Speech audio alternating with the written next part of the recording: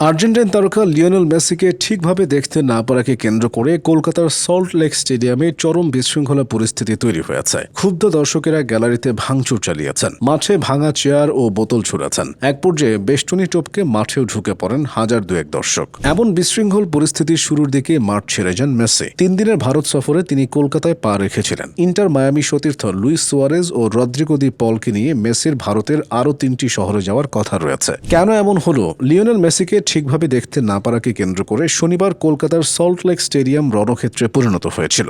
দর্শক স্টেডিয়ামে ভাঙচুর চালিয়েছেন, বেষ্টনী ভেঙে মাঠে ঢুকেছেন এবং কার্পেট, চেয়ার, ফুলের টব থেকে শুরু করে বিভিন্ন জিনিস লুটো করেছেন, যার জেরে মেসিকে ভারতে আনার উদ্যোক্তা শতদ্রু দত্তকে আটকও করেছে পুলিশ।